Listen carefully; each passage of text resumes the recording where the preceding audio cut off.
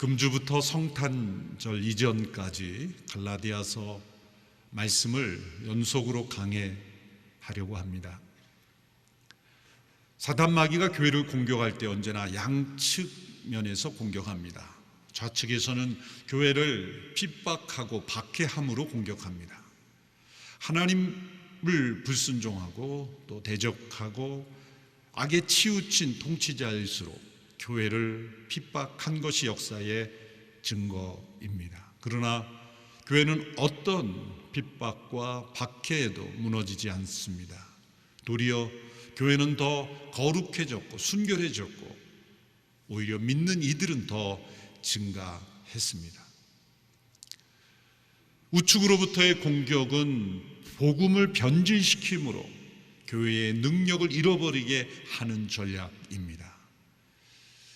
어느 시대건 그 시대에 주된 흐름들이 있습니다. 인간들이 만들어낸 하나님을 인정하지 않는 하나님의 창조 질서를 거부하는 인본주의적인 인간이 주인되고 인간이 세상의 왕이 되려는 그러한 사상들이 끊임없이 일어났습니다. 신약 시대에는 영지주의가 있었고 이원론이 있었습니다. 또 진화론, 유물론, 수많은 사상들이 교묘하게 복음의 본질을 왜곡시키며 공격해 왔습니다. 심지어 교회 안에 예수님을 믿는다고 하는 사람들, 심지어 신학자들, 목회자들까지도 진화론적인 그 시각으로 성경을 바라보고 무신론적인 시각으로 성경을 바라보고 이 세속주의적인 사상으로 복음을 왜곡하려는 흐름들이 끊임없이 있어 왔습니다. 사도시대부터 현대에 이르기까지 복음을 변질시키는 흐름은 크게 세 가지로 이루어져 왔습니다. 첫째는 율법주의라고 이름을 붙일 수 있는 것으로 사도시대의 유대인들로부터 시작된 것이죠. 그것은 믿음이 아닌 행위로 유대인들에게는 율법을 지킴으로 구원을 얻을 수 있고 의롭게 될 수 있다라고 가르치는 것입니다. 이러한 가르침의 오류를 잘못을 지적하고 교정해 준 책이 바로 로마서입니다. 두 번째는 정반대로 반율법주의라고 말할 수 있는 것으로 모든 것이 은혜이므로 우리가 어떻게 살든지 상관없다라고 가르치는 헛된 가르침입니다. 참된 자유가 아닌 방임으로 흐르게 하고 쾌락주의에 빠지게 하는 것이죠. 이러한 가르침의 문제를 지적해 준 서신이 야고보서입니다. 세 번째는 교묘한 것으로 갈라디아주의라고 말할 수 있고 또 다른 말로 표현하면 신율법주의다 이렇게 말할 수가 있는 것으로서 예수님을 믿는 것은 부인하지 않습니다. 예수님이 그리스도이심도 부인하지 않습니다. 그러나 예수님이 그리스도이심을 믿는 것만으로는 부족하다. 보충해야 한다.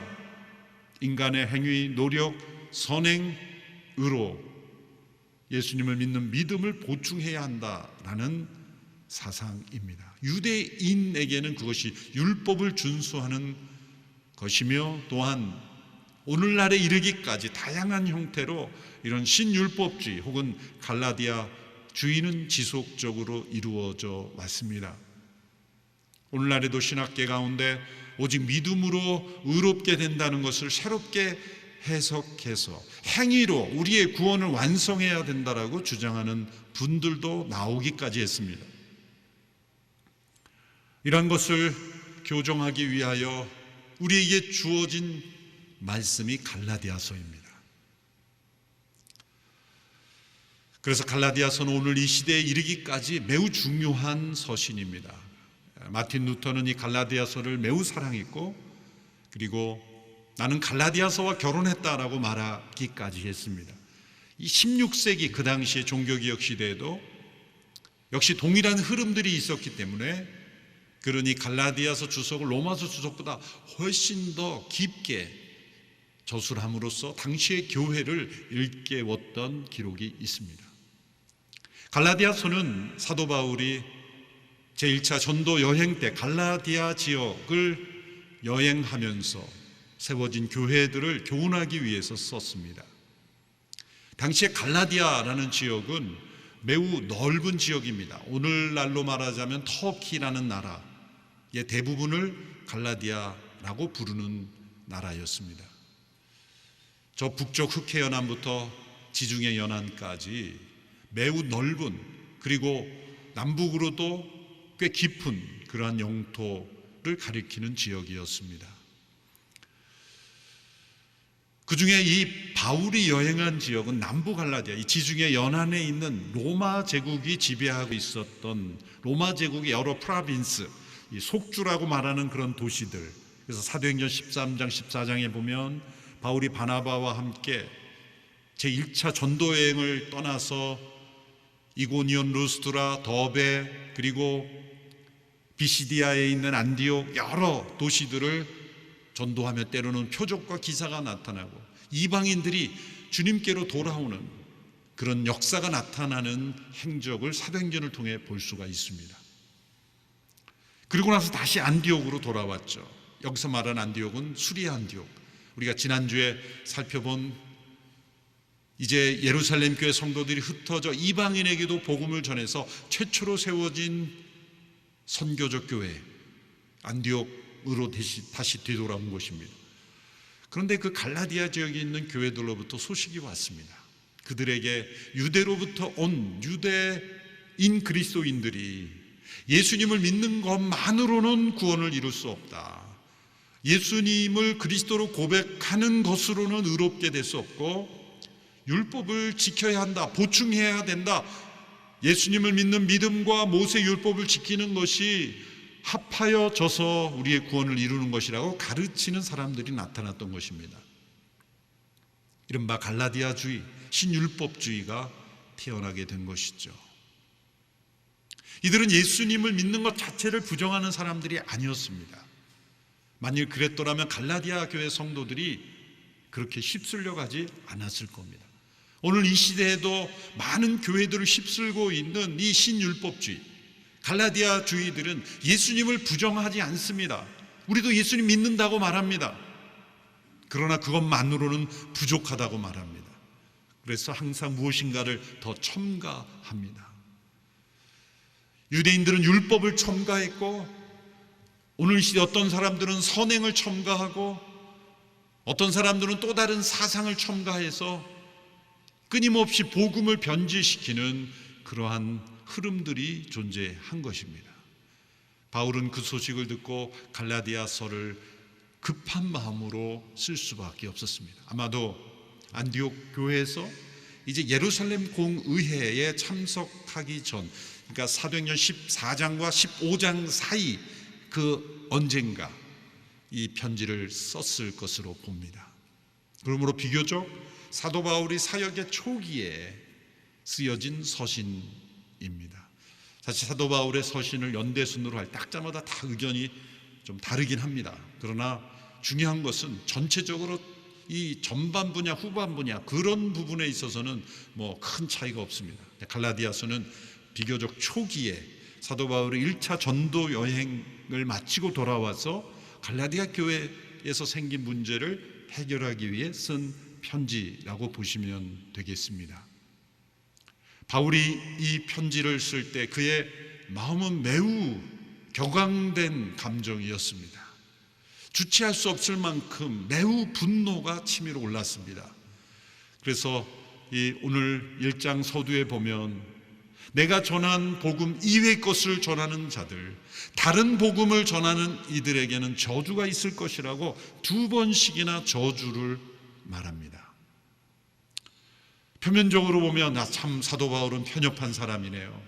사도 바울은 자기중심적이고 누군가를 이렇게 쉽게 정죄하는 사람 아닌가라고 그렇게 오해할 수 있겠습니다만, 복음의 변질을 가져오는, 복음을 훼손시키고 다른 복음을 따르게 하는 그것이 얼마나 심각한 문제인지를 깨닫게 되면 이 바울의 감정이 상당히 절제되었다는 것을 알 수가 있습니다. 바울은 자신이 전한 복음이 자신에게서 나온 것이 아니다. 누군가 다른 사람에게서 배운 것도 아니다. 예루살렘 사도로부터 내가 배운 것도 아니다. 그 시대의 어떤 사상에서 내가 말하는 것도 아니다. 이것은 오직 죽음에서 부활하신 예수 그리스도 그분의 계시로 직접 나를 만나신 그분께서 나에게 알려주신 것이다. 자신이 전한 복음의 기원을 정확하게 밝힙니다.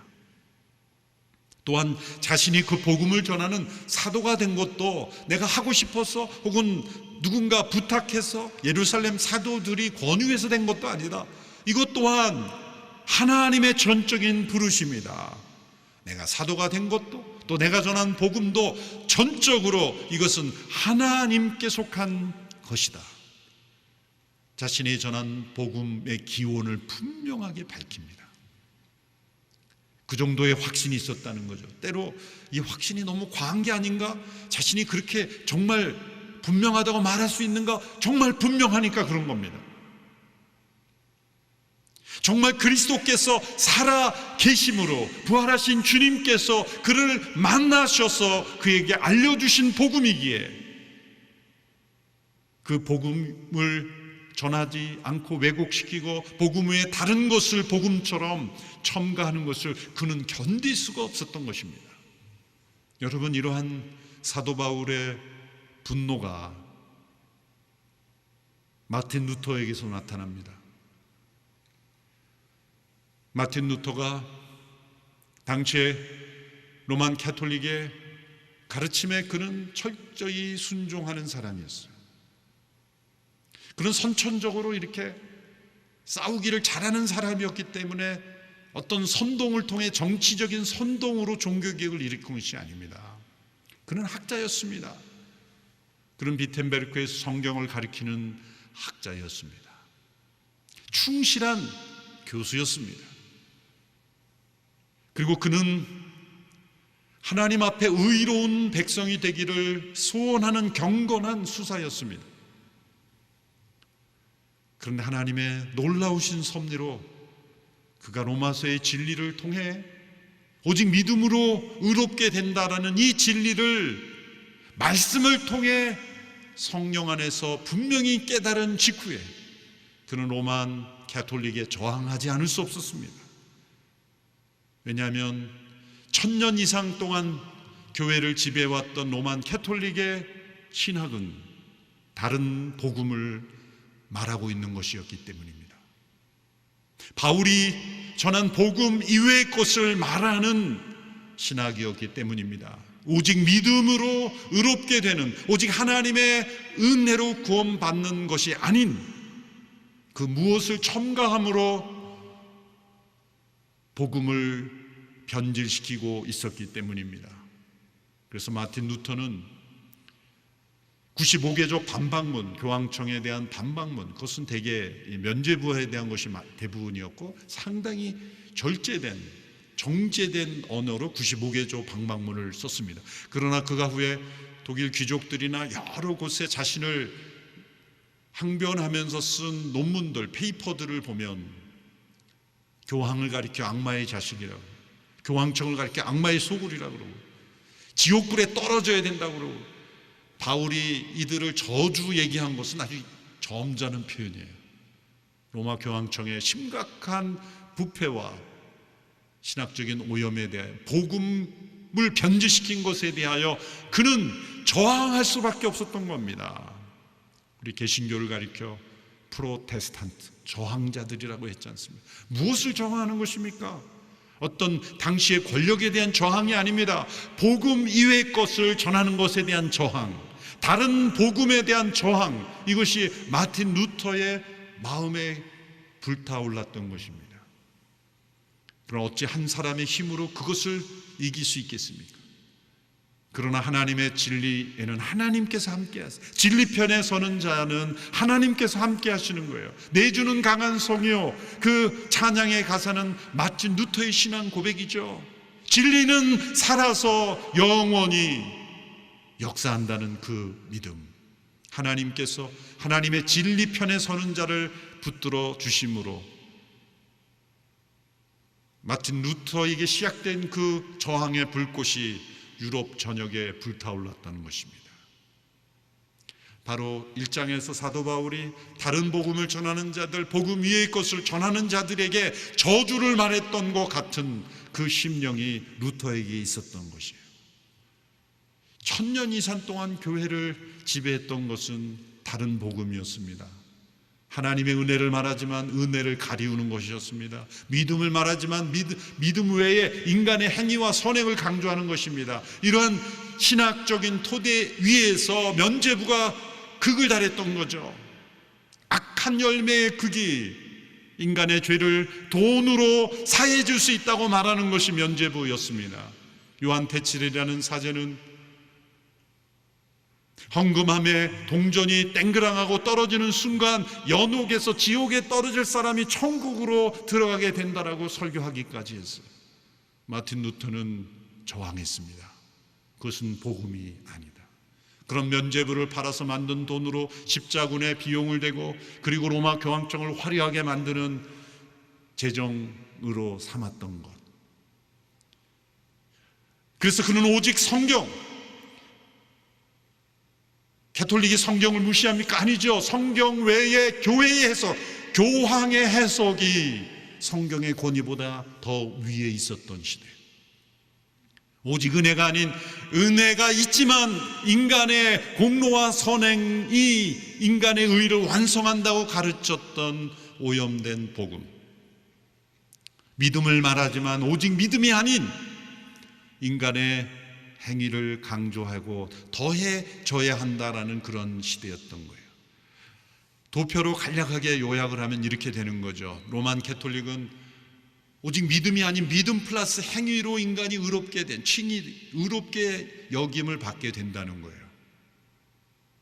그러나 종교개혁은 오직 믿음으로 우리가 의롭게 되고 인간의 선한 행실은 따라오는 열매인 것입니다. 야고보서의 관점에서 참된 삶의 변화가 없다면 그것은 믿음이 진정한 믿음인가를 되돌아봐야 된다는 거예요. 진짜 믿음은 선한 행실을 가져오게 되기 때문이다.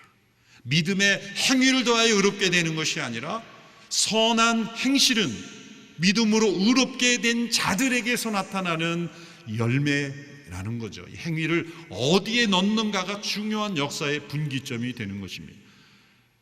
그런데 종교개혁 이후에도 역사가 흘러가면서 또다시 중세교회 이런 로만 가톨릭의 신학으로 되돌아가는 흐름들이 많이 나타났습니다.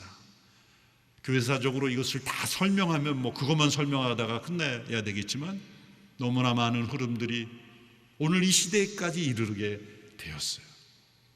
많은 현대 목회자들과 신학자들이 오직 믿음, 오직 은혜로 우리가 의롭게 된다는 이것을 무너뜨리고 있어요.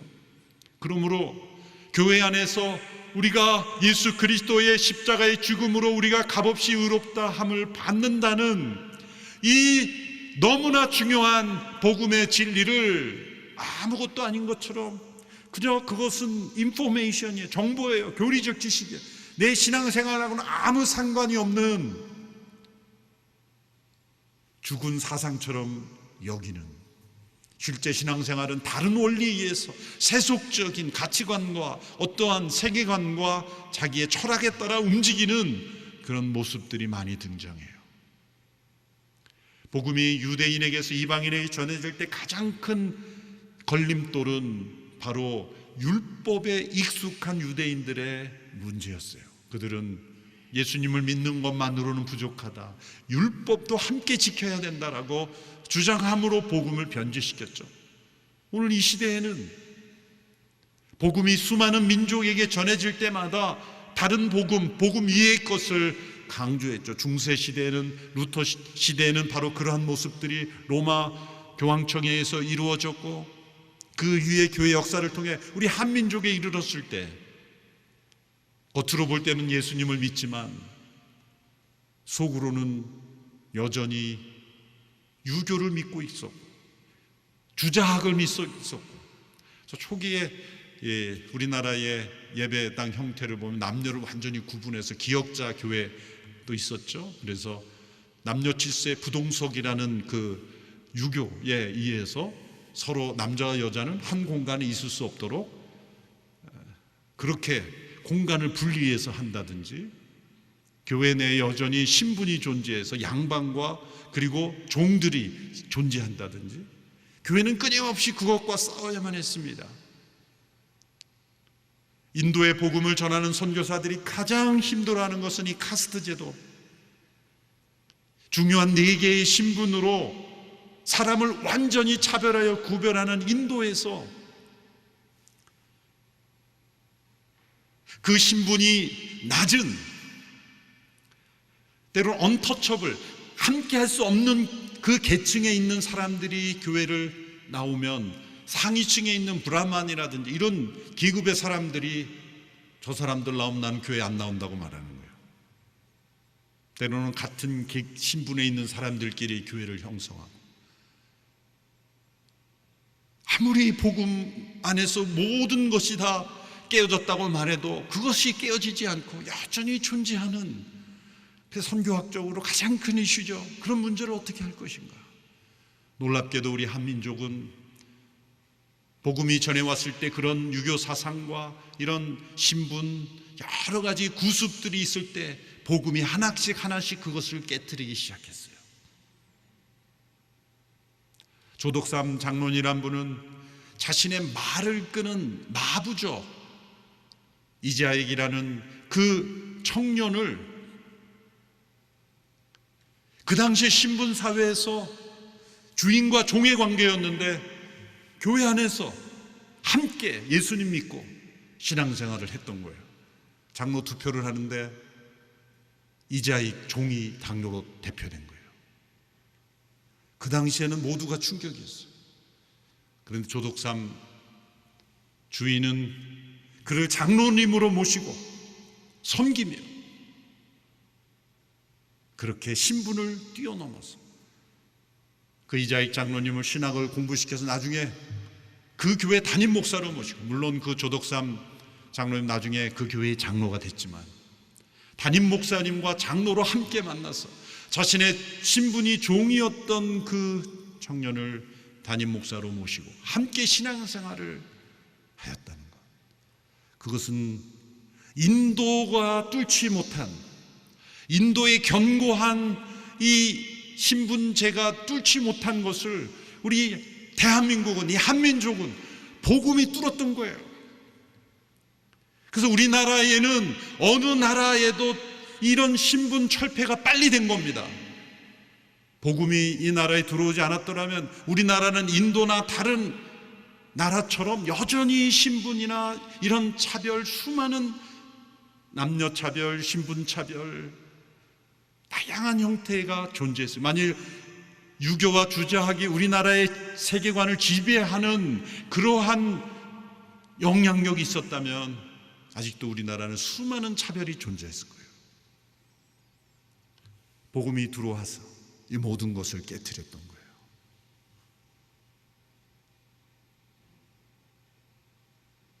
때로는 복음이 한 사회에 들어가면서 타협을 합니다. 복음 위의 것을 말합니다. 가톨릭이 이런 타협을 많이 했습니다. 제사 지내는 것도 허용해 주자, 술 담배도 허용해 주자, 사람들과 적절히 화목을 하는 게 중요하다, 그래서 제사는 우상 숭배가 아니다, 문화일 뿐이다, 그러면서 허용해 주는 거죠. 결국은 복음 위의 것이 복음을 제한하고 복음을 훼손시키는 일들이 일어났던 거예요. 이 방송을 가톨릭 교도들이 들으면 매우 기분 나빠하실지 모르지만 사실이기 때문에 어쩔 수 없어요. 지금도 오직 믿음이 아닌 행위가 더해지는 것을 의롭게 된다는 것이 기본 신학입니다. 종교개혁의 가장 중요한 것은 은혜, 믿음 이전에 솔라, 오직이라는 거예요.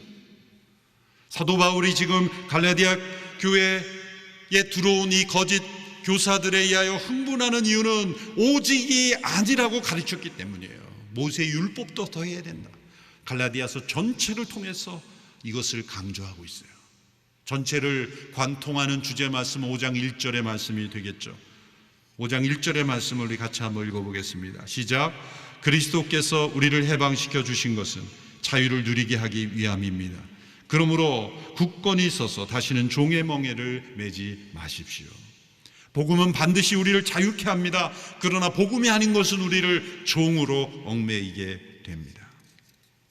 갈라디아 교회 성도들이 또다시 율법에 얽매이는 모습을 보면서 예수 그리스도께서 우리를 자유케 하셨는데 왜 다시 율법의 종이 되려고 하느냐, 그렇게 책망하였습니다. 어떻게 우리가 오직 믿음으로 의롭다함을 얻을 수 있습니까? 사도 바울은 오늘 1장 4절에서 간략한 한 구절로, 이제 이후에도 계속 복음의 진술이 나오겠지만 1장 4절의 말씀으로 다시 한번 자신이 전한 복음을 상기시킵니다. 1장 4절의 말씀 같이 읽겠습니다. 시작. 예수 그리스도는 하나님 곧 우리 아버지의 뜻을 따라 이 악한 세대에서 우리를 건져내시려고 우리 죄를 대신해 자신의 몸을 내주셨습니다. 예수님, 그분은 하나님의 아들이셨습니다. 그분은 죽임당해야 될 아무 이유가 없는 분이셨습니다. 그런데 그분이 억울하게 죽임당한 것만이 아닙니다. 그분은 그 죽음을 향해 나아가셨습니다. 하나님의 영원하신 계획 가운데 하나님의 뜻을 따라 모든 사람을 구원하시는 죽음으로 세상에 오셨기 때문입니다. 그분의 벗긴 리스트는 오직 한 가지에 있었습니다. 십자가의 죽음이었습니다.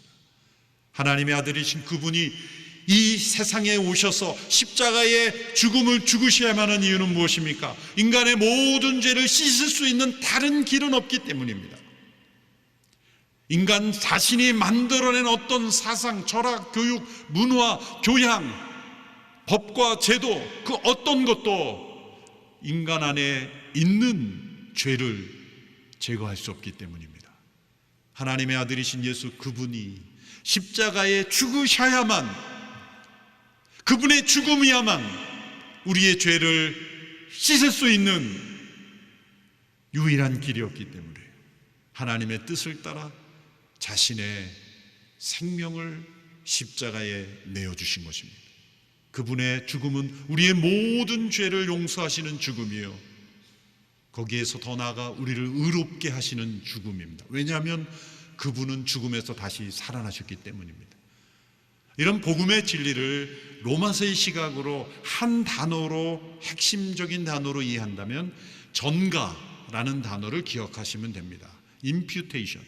우리가 자주 쓰지는 않지만 책임을 전가한다 그럴 때 바로 그 전가입니다. 넘기는 것입니다. 나의 책임을 넘기는 것을 책임을 전가한다 그러죠. 그런데 세 가지 전가가 예수님을 통해 우리에게 나타나요. 첫 번째, 아담이 죄를 범하였는데 그 아담 안에서 모든 사람들이, 아담의 죄가 우리에게 전가된 것입니다. 어떤 분은 저는 아담을 만나보지도 못했고 아담이 먹은 열매가 뭔지도 모르고 그 맛도 모르는데 어찌 아담의 죄를 저에게 뒤집어 씌웁니까? 라고 항변하고 싶은 분들이 틀림없이 있을 거예요. 그런데 왜 아담의 죄가 나의 죄가 됩니까? 아담이 우리의 첫 번째 조상이기 때문에. 모든 사람이 아담으로 인해서 태어난 거예요. 하나님이 인간을 만드실 때 처음에 한 100만 년쯤 따로따로 만들었더라면 그게 말이 안 될 텐데, 한 사람을 만드심으로 그 아담으로부터 모든 인류를 생산하셨기 때문에, 생산하시며 창조하셨기 때문이에요. 거기에는 죄의 유전이 있습니다. 아담의 자손이었던 가인의 죄는 어디서 나온 것일까요? 아담 안에 있던 죄가 가인에게도 나타나는 거예요. 그 죄의 유전은 다르게 나타날 수 있지만 본질은 죄입니다. 때로 우리가 자녀들을 심하게 야단치다 가만히 보면은 바로 우리 자신의 모습일 때가 있지 않습니까? 조상들은, 후손들이 너희들은 이렇게 살지 말라고 말하지만 가르쳐주지 않았는데도 잘못된 행실을 하는 이유는 무엇일까요? 그것은 죄의 유전입니다.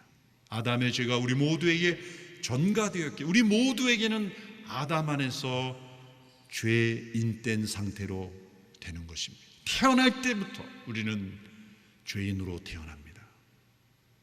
사람들은 이 죄를 가볍게 여깁니다. 이 죄를 인간의 노력이나 어떤 문화나 교육이나 교양으로 덮어줄 수 있다고 생각합니다. 문화가 발전할수록 그래요. 컬처라는 단어의 기원은 덮는다라는 뜻이 있어요. 인간의 문화는 인간의 죄성을 덮는 차원입니다. 프랑스의 향수가 발전한 게 프랑스 사람들이 냄새가 많이 나서 덮으려고 발전했다 그러잖아요. 인간이 만드는 모든 문명에 이기는 게으름을 덮으려고 많은 이 교통수단을 발전시키지 않았습니까? 예전에 컴퓨터가 처음 나왔을 때는 누르고 한 3분을 기다렸다 켜줘도 모두가 신기하다 그랬어요. 요즘 버튼을 누르는데 3분 동안 안 열리면 쓰레기통에 떨어집니다. 3초 안에 켜지지 않아도 답답해합니다. 인간의 이 모든 죄성을 덮는 게 이 문화의 발전이에요. 그래서 사람들은 죄를 점점 잊어버립니다. 그런데 예수님은 우리가 얼마나 심각한 죄인인가를 깨닫게 해주셨어요. 예수님 그분이 십자가에서 죽으셔야 할 만큼 우리의 죄가 심각하고 무겁다는 것을 보여주셨어요. 그래서 두 번째, 예수님의 죽음은 우리의 모든 죄가 예수님께로 전가되는 것으로 우리의 죄의 문제를 해결해 주신 거예요. 아담의 죄가 우리 모두에게 전가될 수 있다면 우리의 모든 죄가 왜 예수님께 전가될 수 없습니까? 그러나 거기서 그치지 않습니다. 예수님이 죽음에서 부활하심으로 성령 안에서 우리에게 주시는 생명으로 그분의 의로움이 우리에게 다시 전가된 겁니다. 예수님은 우리의 죄만을 용서해 주시는 분이 아니요, 우리가 하나님 앞에 설 수 있도록, 그리고 빛이신 하나님의 자녀가 될 수 있도록, 영원한 하나님의 나라에 거할 수 있도록 우리에게 의로움과 거룩함을 더딥혀 주시는 분입니다. 부활하신 예수님께서 우리에게 생명을 나누어 주셨기 때문입니다. 이것 외에 다른 것을 더할 수 없습니다. 인간의 어떤 사상, 철학, 그 어떤 것도 여기에 첨가될 수 없습니다. 인간 A에서 나오는 어떤 행위, 공로, 그 어떤 것도 이 하나님께서 우리에게 주시는 이 선물에 더해질 수 없습니다. 그것을 더하라고 요구한다면 그것은 다른 복음입니다. 우리가 신앙생활을 하다 보면 자신도 모르게 다른 복음을 스스로 만들어 가고 있어요. 내가 하나님 앞에 더 인정받기 위해서는 더 열심히 노력해야지. 그 열심의 근거가 뭡니까? 하나님이 내가 더 열심히 해야 나를 의롭다 하십니까? 아닙니다. 내가 열심을 내지 않았을 때도 그리스도께서 나를 위해 죽으셨어요.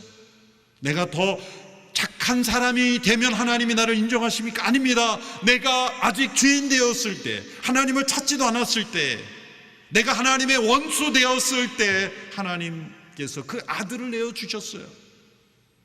내가 하나님 앞에 나가기 위해서는 내 행실을 다 고쳐야지, 그 행실을 고치지 않았을 때 이미 우리를 대신하여 죽으셨어요. 예수님 믿는 것은 선한 행실을 이루어가는 것 이전에 우리가 스스로 우리 자신을 구원할 수 없는 이 처절한 절망의 상태에서 출발하는 거예요.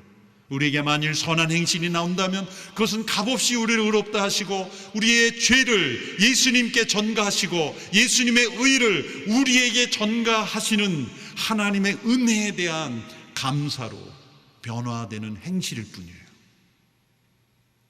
사도 바울이 전한 이 복음 외에 모세의 율법을 지켜서 완성해 가야 된다는 이 신율법주의, 갈라디아 주의에 대하여 바울은 분노했습니다.